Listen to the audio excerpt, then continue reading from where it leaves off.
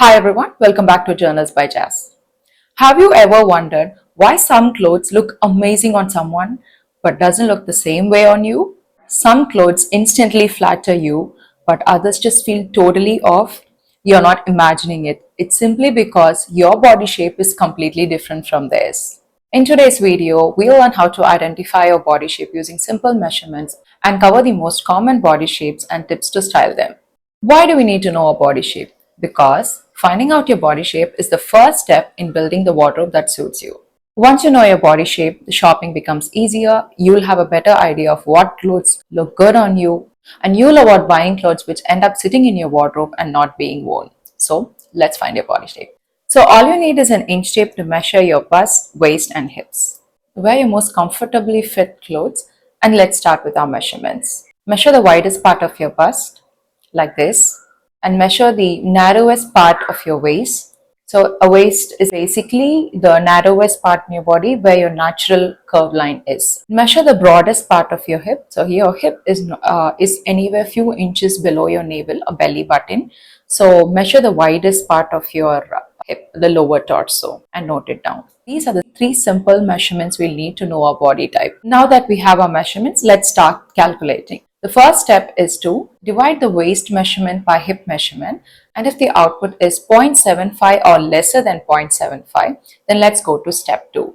In step 2, let's compare the bust and the hip measurements. If your bust and hip measurements are almost similar or within 5% variation, then you're probably a hourglass body type. For hourglass, the proportions are almost similar with a very narrower or a much defined waistline. If your hip measurements are at more than 5% larger than your bust measurement, then you're probably a pear body shape. For pear shaped body, the lower torso carries more weight than the upper half. If your bust measurements are more than 5% larger than your hip measurements, then you're probably an inverted triangle body shape. For an inverted triangle body type, they carry most of their weight in the upper torso compared to the lower. If your waist to hip ratio is more than 0.75, then let's go to step 3. In step 3, let's compare the bust and the hip measurements again. If the bust and the hip measurements are almost equal or within 5% variation, then you're probably a rectangle body shape. The proportions are almost equal with a less defined waistline. If your bust measurements are at least 5% or more than your hip measurements, then you're probably an apple body shape. And remember, for apple body shape, they carry most of their weight around their midsection, around the abdomen and the waist area. And they also have slender legs. For pear body shape, choose outfits which add visual weight to your upper body to balance your lower torso.